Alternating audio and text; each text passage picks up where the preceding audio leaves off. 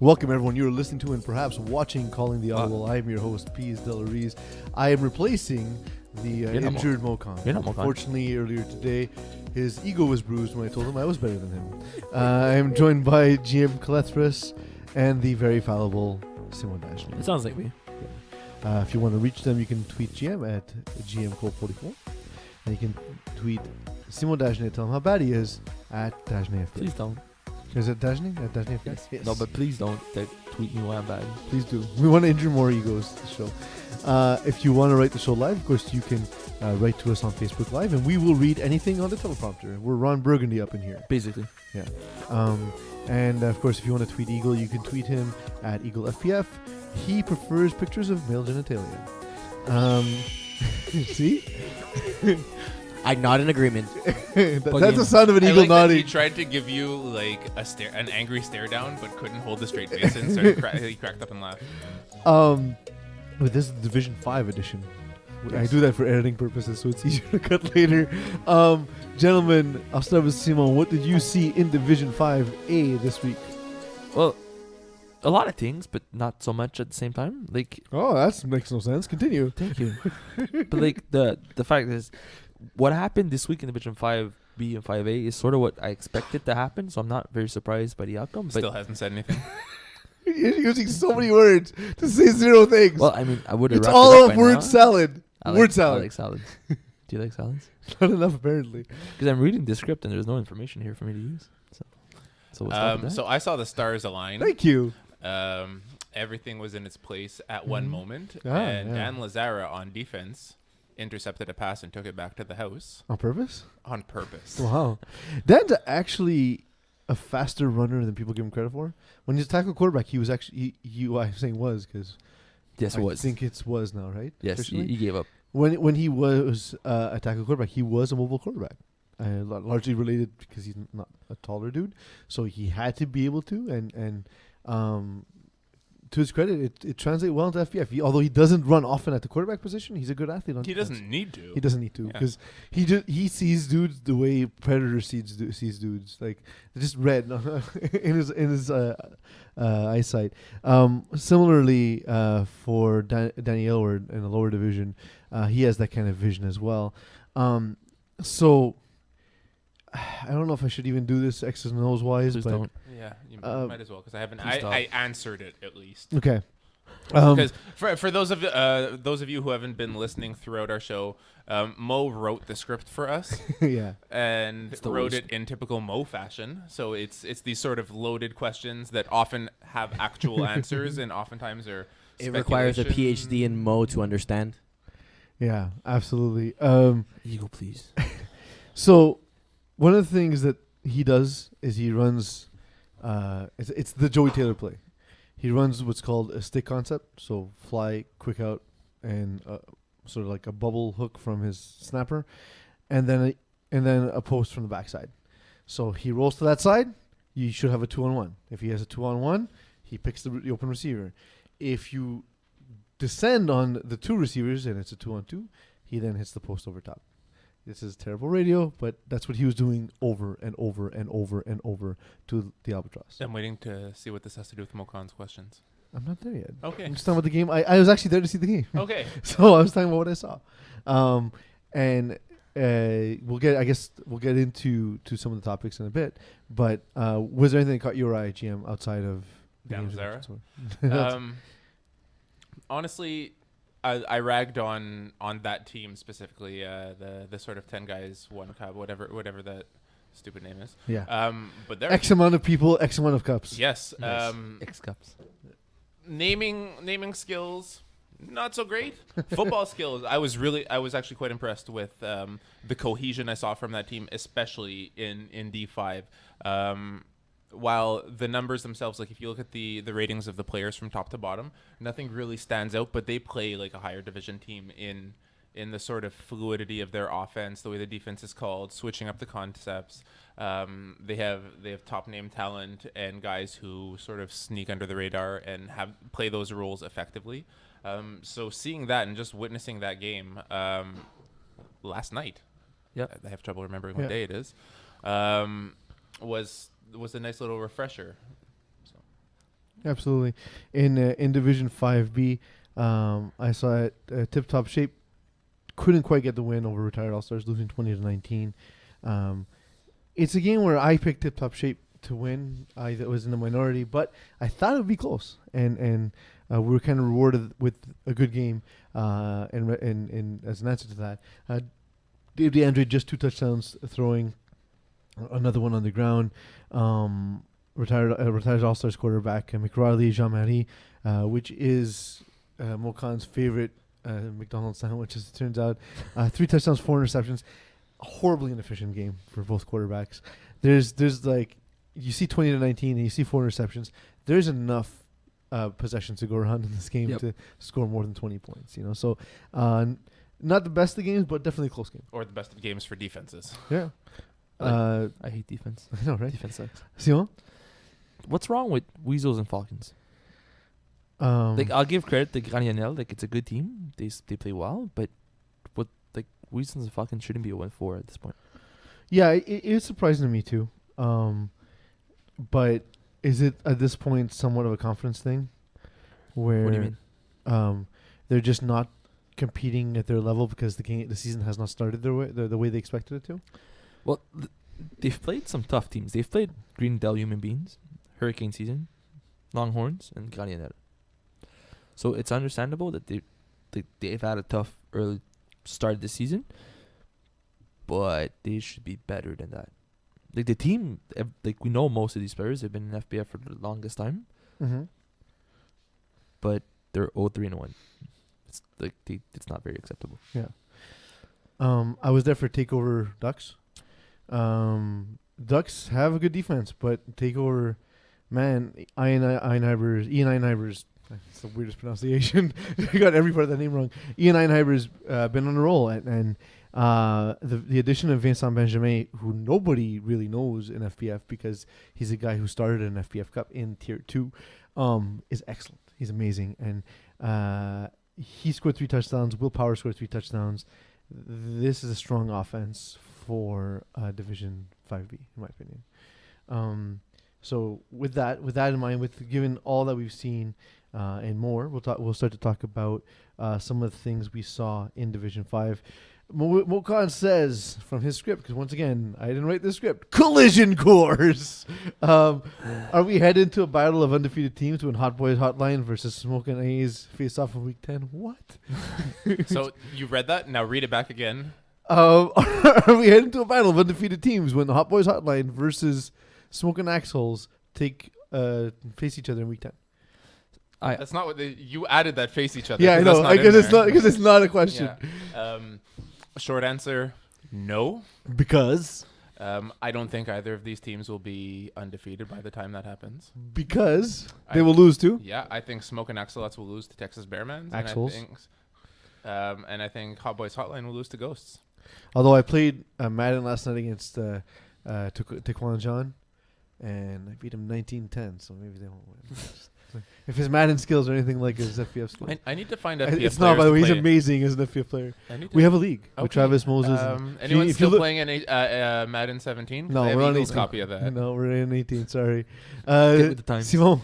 I agree with Jem saying Hot Boys Outline will probably lose to Ghost in week 8, but I there's a chance that Smoke and Axolots finish. They're 9-0 by the time they play Hot Boys Outline. They're like in the Mokan What words, about sneaky HBH? good. What about stop that? What about HBH? Are they sneaky good? No, they're not sneaky. They're just good. And but See what will I they did there? will they be undefeated by the time they get to that matchup? They get the Ghost in week 8. Yes, I think they'll be 7-0. Their defense is So ridiculous. Ghosts will just beat these two teams. But the So are Ghosts better than these two teams? but the way Yes. Ghost, I think it's just a matchup problem where Out Boys Outline tend to they have Edouard Van May, who's way too talented for this division, and he's just destroying everybody offensively. But Ghost have the personnel to actually match up with him and shut him down a little bit. The problem is every team they're playing doesn't have any player that can match up man to man with him, and he's just steamrolling competition. So until he faces somebody that's good enough to man up against him, they're not gonna lose. Rounded up to a 10th. What percentage do you put on a team's being perfect for the week 10 clash? said rounded up to a tenth? Yeah. So 8.2. 8.2%. Yes. 33%. I don't care about running. Eagle. A tenth of a percentage? Yes. Or so 48.64. All right. 8.2. That was a useless that. question. Why do you exist? Like- This whole segment has great questions. By the way. It has I know. great questions. It's really the height of journalistic. Wait for the next one. Yeah, I investigation. want you to say this all in one breath. Which team is more? Oh no, wait, did I miss one? No, I didn't. Which team is more vulnerable as an overhyped media machine of being built up to slipping hard on their faces like Simon Dagenet does when chasing the Interceptor down the field? Was the Interceptor ever a car? Can you look that up, Eagle? Also, an I'm pretty sure overhyped, that's just Transformers. Yeah, right. an overhyped media machine being built up. So Robots in overhyped disguise. and built up, redundant. Does anyone know what this what this question means? So okay, let's Okay, break so this who's gonna? Let's break who it down. Of these Who will be teams, overhyped? Who we have overhyped? Who will do poorly? I don't. Well, Of the why, teams- why to do poorly? of the teams that we expected to do well. Let's take it let's Google Translate from Okan to English.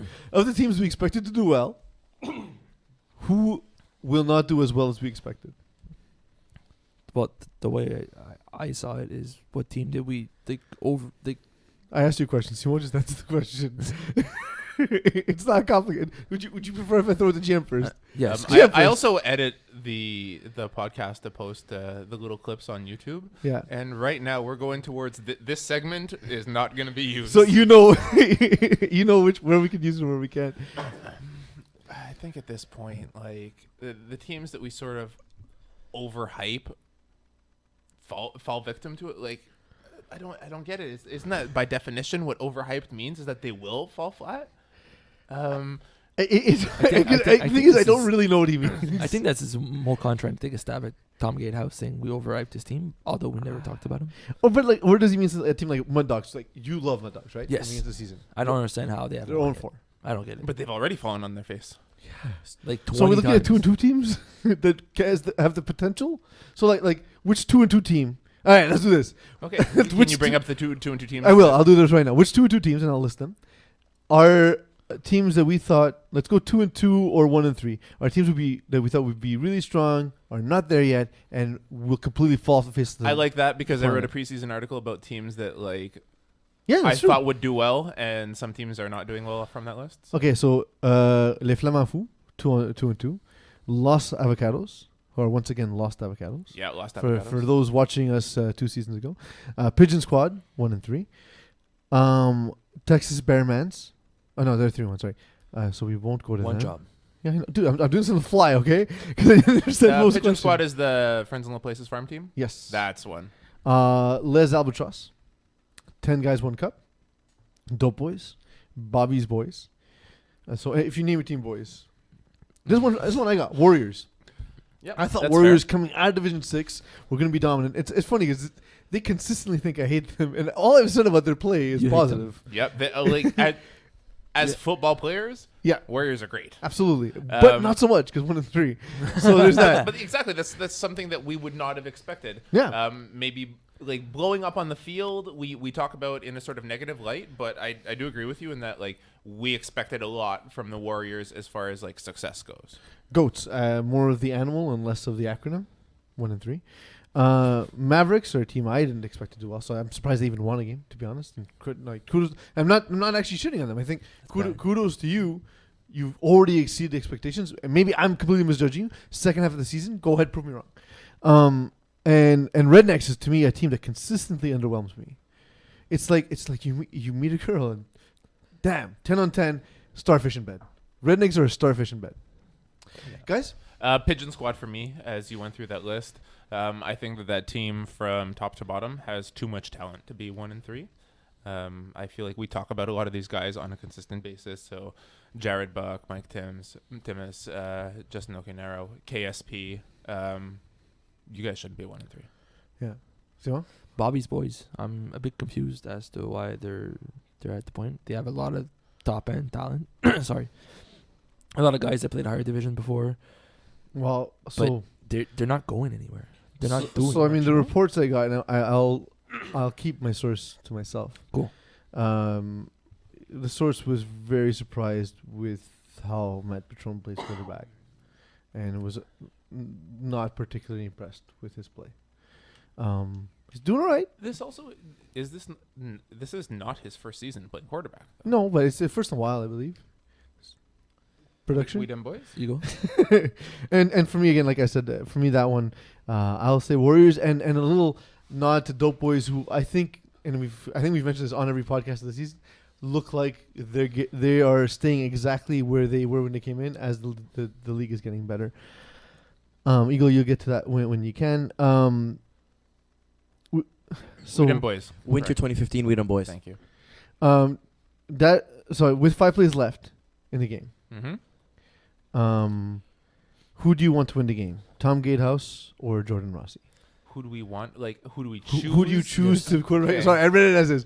With 5 plays left in the game, you need to choose a quarterback to go out there and win you the game. Yeah. Would your choice be A, Tom Gatehouse, or B, Jordan Rossi? I've been in that situation before with Tom Gatehouse. I was on pre-Hot Boys Hotline, was Alcohol of Fame. I think Eagle may remember this game. It was our early exit from the playoffs. I remember that. I was there for that one. Um, I was like, the guy guarding GM is 4 foot tall. Yeah. Give it one shot out of the 4 downs. even before, like, I don't like talking about myself on this podcast, No, but I'm okay, yeah. So talk more. we were game was tied. We were on defense. Vince Pizzano is doing what Vince Pizzano does and is marching down the field.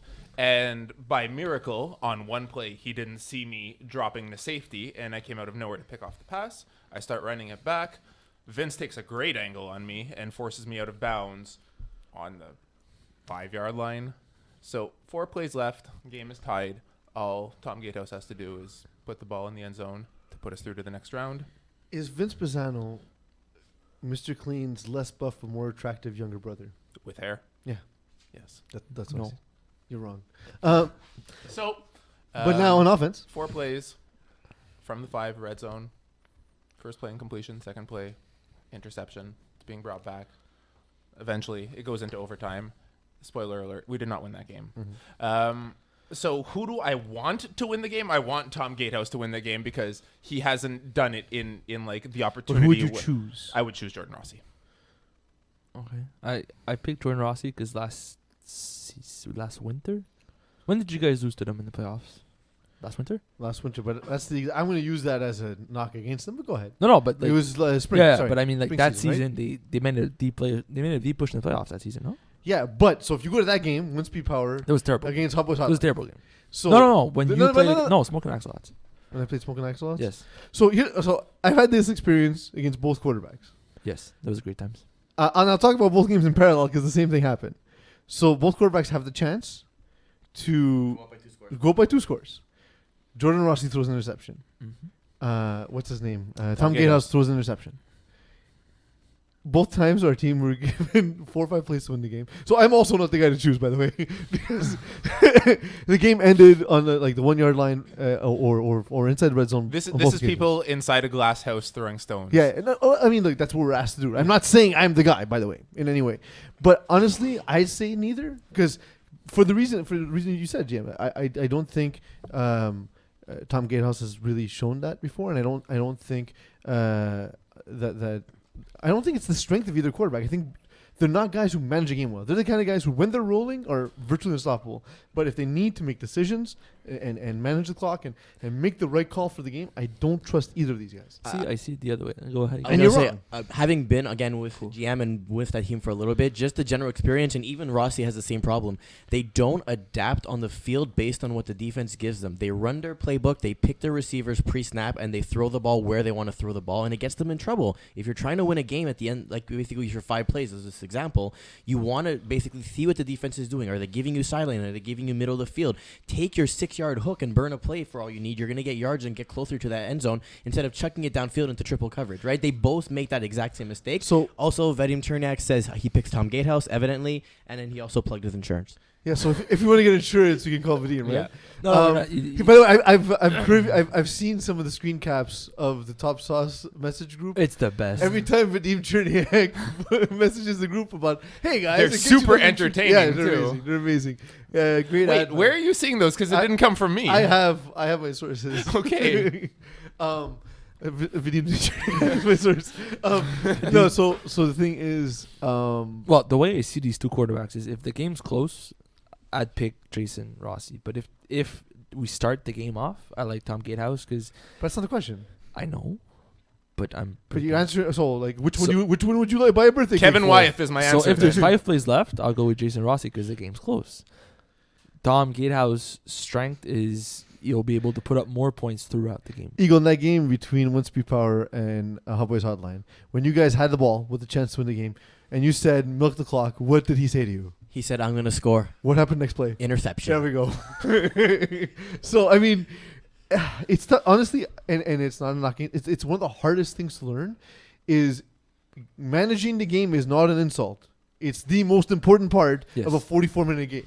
Mhm. Yes, You know, people think. it's And, 45 how- if, you, is and if granted. you're Alex Smith, it gets you a 4-year extension. guys, seriously, For a lot if of you were to money. manage games, Yeah, we'd for a be lot of rich. It's the reason why Montreal's finest take timeouts at the end of the first half to get Yep. an extra play, literally so they can score to go up to then start the second half with the ball and score again.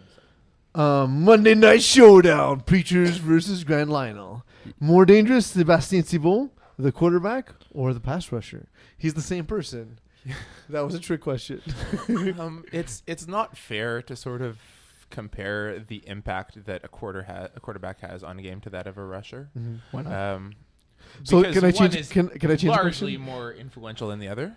I like this format, by the way, of having the show meeting during the show and adapting the show to suit our needs.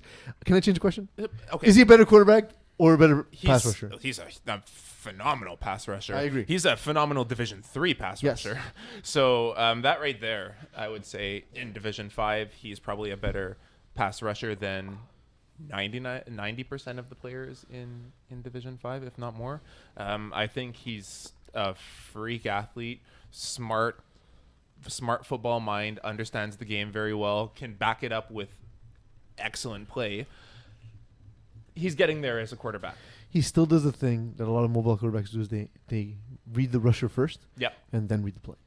And against better defense, we saw that against Greendale Human Beings, a lot of trouble. He got into a lot of trouble. As a receiver, though, great player Yes, to watch. devastating receiver. But see, this is why I disagree with you guys. I think he's more dangerous as a quarterback. Is even if you take his reads away, you'll buy time in the pocket and still find somebody open. Like Nah, but what if Sebastien Thibault Rush We're Sebastian cloned. Thibault. and he was He would rushing play against Sebastien Thibault? himself. What happens? That'd be great. Who wins that? Sebastian Thibault, the rusher. So he's a better rusher than Yes. his quarterback up top GM. Unless Logic wins again, Thibault. because obviously It sucks to not be smart. if only we could clone ourselves. Are the preachers better off without Pat Lindor? Wow. How many times is Mo gonna ask this question? Mo has something. Okay, can I change the question? Does Mo Khan hate Pat Lindor? Yes. Yes. And why? He's a nice guy. So the way I broke this down is the only reason preachers would be better off without Pat Lindor is because of the cap, because he's a cap hit in Division 5. Otherwise, no. But the preachers are better since Pat Lindor left because they have a quarterback now. Yeah.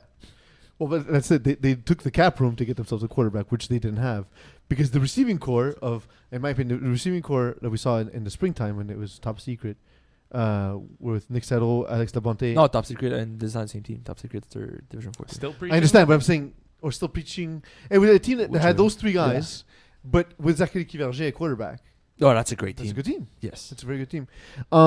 So I will say that nobody asked Patrice.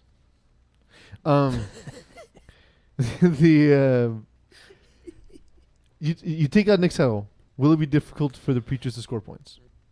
No. He's Because? he's the leading receiver on the team, but Alex Labonte has like 7 less yards than Yeah. Nick Sell. I will say that neither guy is the type of receiver to dominate a game, and they kind of need each other. Yeah, they like Nick Sell was a clear number 1, but he, I can't help but rag on these questions They're sometimes, though. So, do you? If you realize that that's my role in the show, normally. If you look at a team and you take away a collegiate level athlete University from this level. team, exactly. Nick Settle played in the Canvai. Yeah.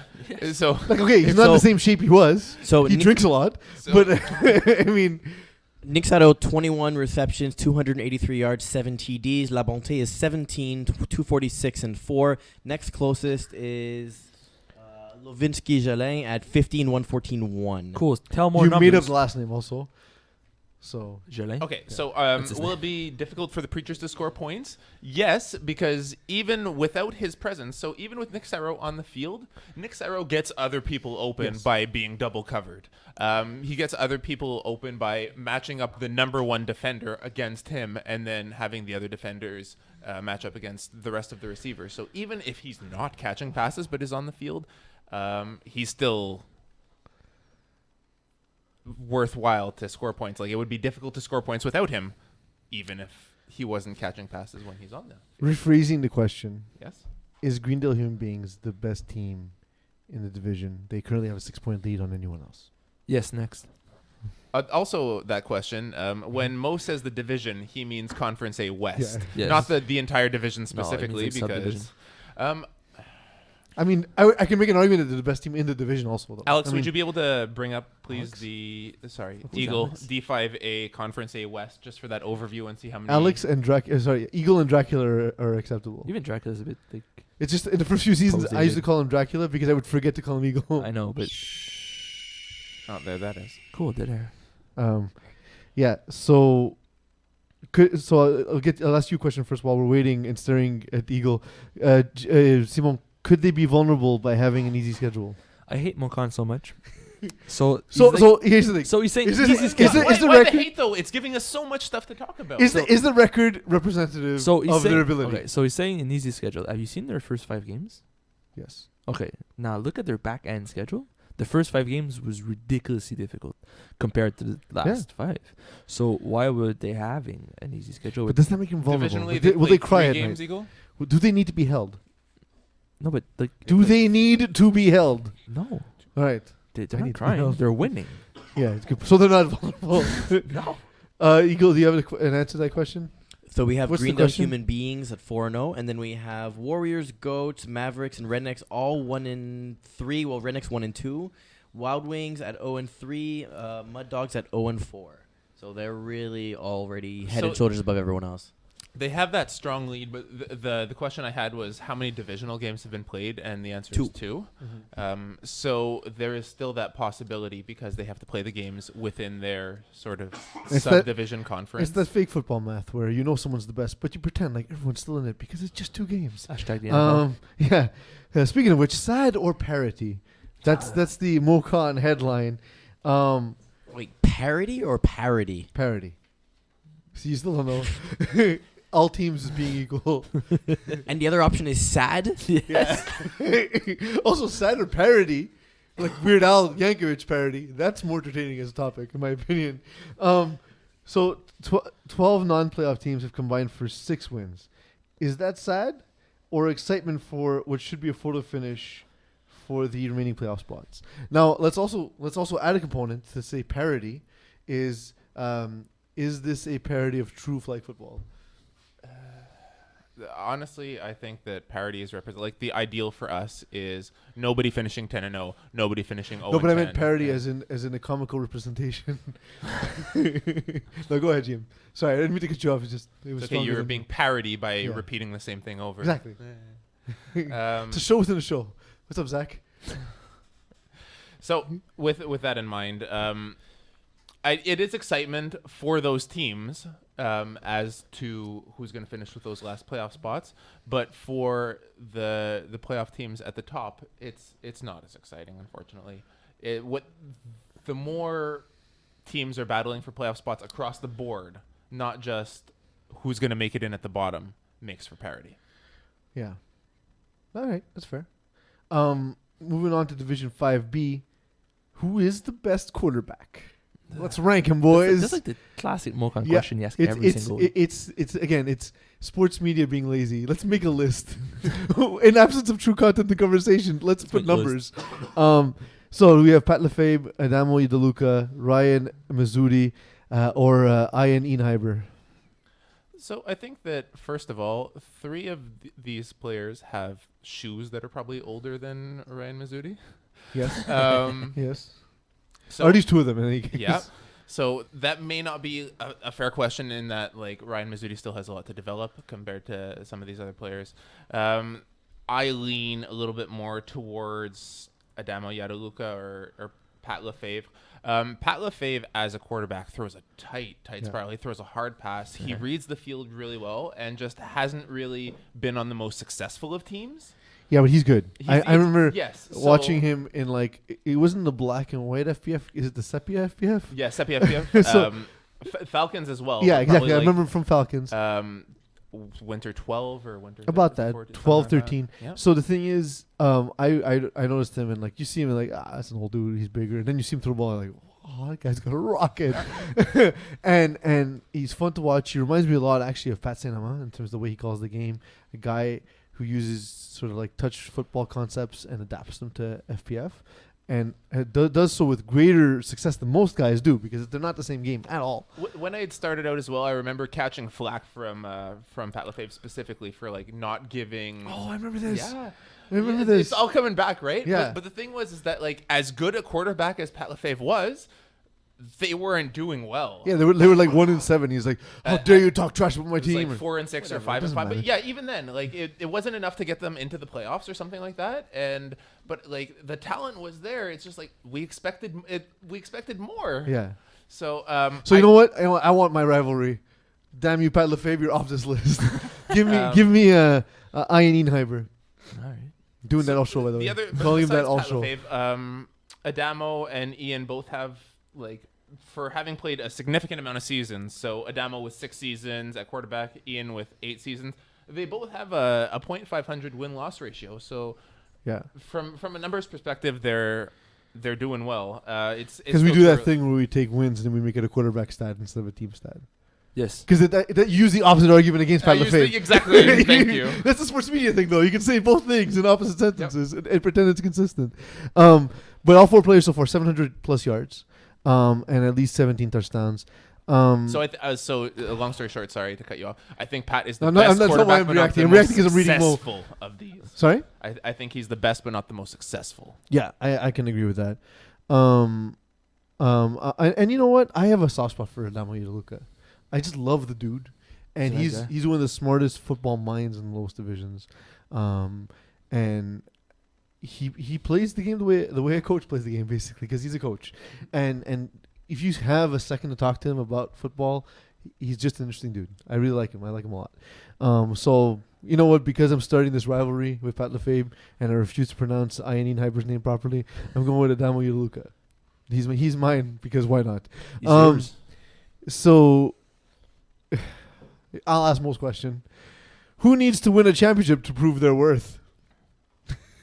Because winning again, quarterback stat, not team Yes. stat.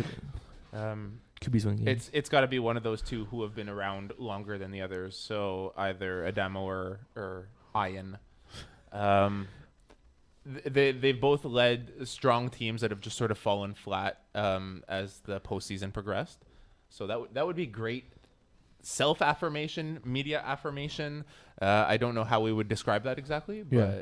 but I'm going to attack Pat Lefebvre because I want this rivalry. Pat, if you don't win, you're bust. Oh. FPF bust. We don't have those, but Don't. you're bust. Yeah. First ever. So 2 and 2s. Let's look at the teams in the middle because we do that though. We look at we have segments on the undefeated teams, segments on the winless teams. True. We don't often focus on Club 500, so let's do that. Let's do that today. We got Black Knights, Spartans, Mogadishu Pirates, and the Spartans actually beat both teams. That's So not what are true. your That is false. okay? I'm just reading what Mo Yeah, said. Spartan lost to the Pirates this week. So like it's 2 sort of days ago. it's sort of like a. Is it still racially insensitive to say Mexican standoff? But that's what the term is. Eagle, can you find me a more PC way of saying Mexican standoff? Thank you. or instead just Google, is it insensitive to say? Eagle, you can also turn to our consultant for the show, Dr. Spitzo, and ask him what he thinks. Eagle looks weirdly angry today. It's anytime I host the show, Eagle gets mad because it's chaos. And we're giving him more work to Yeah. do. Cool.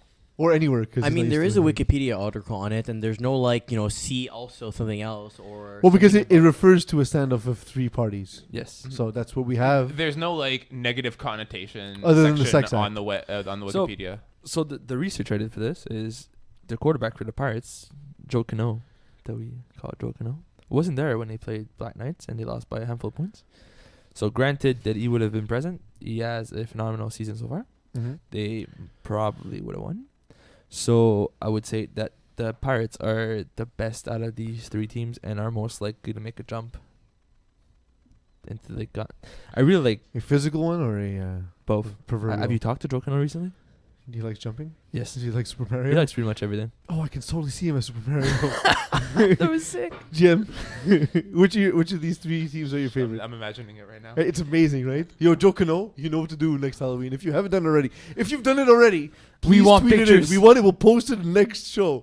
No, we'll GM. post it anytime. GM. These 3 teams. Of these 3 teams, Mogadishu Pirates. I talked about PB and Jelly earlier on in the show as one of the stronger Division 6 teams ever, and I think this team is like an almost extension of that, like a spiritual successor to it. Mm-hmm. Whereas we've seen the other 2 quarterbacks be a little bit more fallible with the roster that they have, who have stacked rosters. Joe Cano does very well with the players around him and helps them meet the expectations that we have for them, essentially, I guess. Compared to the others, I think that it's the best of the 3. So I'm gonna ask a question, and then I'll ask most version of that question. Which of the 3 do you think are the best quarterbacks? Stephen LaRosiere, James Dandria, or Joe Cano? It's Joe Cano. I would say so, but in my opinion, I think James Dandria has the highest ceiling of the 3. Yes, I disagree with that. Currently, Well, with ceiling in that, like, Yes, I get you what can't travel back in time and become Yes, a CIS I get- quarterback I- again. Okay, but like Stephen LaRosiere. Yeah. Stefan? Yes, I don't know. You misspelled the It's- name. Mo did. It's Stefan, but he's honestly truly talented. But the problem with him is the receivers around him are not. He's trying to make plays the way Taco used to make plays. So he's hitting a So seam I- at 50 Cool. yards. I mean, as, right off the as bat. an FPF quarterback, If he would have the receivers he used to have, so he would have like. but I don't think his his I don't think his concepts work in FPF. I'm sorry. I think they I, do. I if- think he's a good thrower. Yeah, Yes, but definitely. he's the best But- thrower of the 3. You're saying if you give him good receivers, he'll be good? Yes, I think that if you move him up divisions and he plays with better receivers, he's going to be a I better disagree. quarterback. I touched upon just a couple of seconds ago. Did you Sunday touch upon him? Sunday touch and there you go. That of these quarterbacks, one of them lifts the players to our expectations, and the other sort of rely on their players and is the cause oftentimes for the lack of success. I think that objectively, Joe Cano is the best of the 3. If you put At the moment, I each would of these quarterbacks behind center of the same team, Joe Cano will do the best of the 3. Yes. Okay. So Yes. therefore, Currently. at the moment, I think he's the best. I Yes. agree. And then Mo's question, and I'm going to change the meaning of his question, is he asks, who do you trust more? He wrote at quarterback. I'm just saying, who do you trust more? Stephen LaRosiere, James Dandria, or Joe Cano? Who's the most trustworthy person? Oh, James Andrea. By far, right? Oh, yes. like I don't even know Stephen LaRosiere, but like James Andrew might be the most like trustable person on earth. Yeah. He's just a good dude. Kind-hearted. So hey, James, here's my kids. I'll be back in 4 hours. I'll He's be like, back. okay. I'll be back in 14 years. He's like, okay. You'll do a better job raising them. He's like, okay, I get it. 1, 2, and 1. We got Dawson's Cast Finest and Ducks and Haters. Can't hate. Will the tie be beneficial or detrimental to the playoff hopes? I hate ties. I do too. Yeah, that's why I never wear any. See what it is, bro. But considering that 8 teams out of 14 make the playoffs, which is tough, like it's the least. It's harder to. The playoffs are the least accessible Yes. in 5. So that considering the tie is only beneficial if you don't get another one. If you get 2 ties, it'll backfire. But if you only get one, there's a chance that it plays in your Well, favor. what if the other tie replaces a loss? Okay, cool, but we can't change that. So That analysis paid for by The Zone and Peacefoot. Glad to see they're getting their money's worth. Hopefully they're not listening tonight. They are. What? They- I hope not. Could one of these teams make it back can turn the season into a positive and really make a run at one of the top spots. Considering how well Dawson's Calf's Finest did in the Fall Cup, off the top of my head, they're the most likely to turn it around because of the success that they saw later on in the season of the FPF Cup after struggling coming out of the gate. They have a receiver who's like 7 feet tall, and his arms look like ostriches. Like they're just long. And they don't. Yeah, they look like ostriches. Picture it. Yes, I am. I don't think the body of the ostrich is the bicep. Yeah. Oh. I wasn't picturing it right. Oh. He's just like picturing the feet of the ostrich. Like I don't get it. But the thing is, like you just throw it up. and like this guy ends the season likely with like 4 or 5 catches. I don't understand. Michael Rodriguez is his name. Sorry, I'm having an issue with names recently. They're not coming to me. Recently. I apologize. You couldn't remember Point Break a couple weeks ago. I couldn't. I know, and I've seen that movie 47 times. So in division, sorry, I was looking ahead to Division 4. Unfortunately, we haven't got to our picks yet, and that of course brings us to Games of the Week. Games of the Week. That was very emotional. Well, no, but I was bad on that one. That one's on me. I'm a team player. I can admit when I'm wrong. So we'll start off with 5B. Mm-hmm. Note as well is that there will not be a full week's worth of games played this week. How much time do we have? Just curious. I want to do something, but I want to see how we have the time. Don't do things. Why are you messing with my... Eagle says we don't. All right. Okay. We might do it in the next division. So now that you've interrupted me, I go back to what I was saying. Sorry. Because of the Super Bowl bye, not a full week's worth of games will be played. So I'll go over as many as are available for your division for week 5 with a maximum of 3, and then we'll go over week 6 as well. So starting it off, the Process versus Green Lantern Corps. I like the Process a lot. Yeah. Like I know these kids. These teams are almost in like going in separate directions, right? Well, also age-wise, they're going in the same direction, but one's approaching it more quickly. So I'm going with the Process. Because nobody's getting younger. No, it's not a Benjamin Button situation. And in What a terrible movie. In that case, I choose the Process because they're better than Benjamin Button. I trust them too. Okay. Punishers against Balls Deep. Give me Punishers. Yeah, Punishers. Le Speakeasy against Browns de Boucherville, who have improved significantly. By winning a game? Almost. The Cleveland Browns of the FPF. So yeah. Look, not because I have anything against them, but I just want them to be the Browns of FPF. So I want them to go 131 in the first 32 games. Give me the Speakeasy. Okay. So week 6 now. Falcons against Tip Top Shape. Give me Falcons. Sorry? Falcons versus Tip Top Top Shape? Falcons. Wrecking Crew against Team YS. Oh, Team YS Ooh, for it's fun. sure. Give me Wrecking Crew. I don't care about you. I don't like Stephen Harpersaw wasn't there last week for his game, so hopefully he's back. If he's back, definitely Wrecking Crew. And to round out 5B, Moss City against Sturdam. Sturdam is going to see a loss on the record. Yeah, Moss is going to that bounce makes back sense. from last week's game. Yeah. 5A, week 5. Mm-hmm. Rednecks against Buffalo Wild Wings. Give me Buffalo Wild Wings. It's the Super Bowl. It's suiting. Yeah, I'm getting my rub ready for my wings. I actually made that last night. Nice. It's ready to go. So give me Buffalo Wild Wings. We also mentioned the underwhelming that is Rednecks. Yeah. Who Starfish in bed. They do Starfish in bed. Half a stars against Hot Boys Hotline. See, half a stars don't go Starfish in bed. They go half Starfish. Give me half a stars. No, That's an Hot interesting Boys position. Hotline. I said they're going 7-0. You have to. Mud Dogs against Goats. Simo's been wrong, and I want him to continue being wrong. So goats. Cool. Not this week. Mud Dogs winning somehow. I don't know. And in week 6, Good analysis. Longhorns against Hurricane Season. Ooh, that's fun. That's fun, but give me Longhorns. Yeah, it's the Longhorn season. It's like if they have one season, they go 10-0. This might be it. I don't even know if they're undefeated. I thought that was a hunting joke. Smoking Axolots against Dope Boys. Give me smoking axles. Same. Oh, this is the kind of game they'll lose. Nope. Yeah, you know what? Screw it. Give me Dope Boys. They're gonna lose a stupid game like 16-13 or something stupid. I don't Yeah, know because that's 16-13 that would be the worst Yeah. game of all time. Yeah, it's bad. There's a lot of safeties. One. Yeah, give me smoking axles. Okay. And Ghosts against Weasels and Falcons. Ghosts are strong. I like. Oh them a yeah, lot. yeah, Ghost. Weasels and Falcons. We touched upon it Although earlier. if Jean-Sebastien Roussy doesn't drop balls for Gab Wiseman, I'll be very mad and take it personally. And that's it for Games of the Week. Yeah, and from all of us here at Calling the Audible, thank you all for letting me No, be it's myself. good night, No, that's St. Leonard. not true. Thank you, Mo, for giving us something to work with. Your terrible script.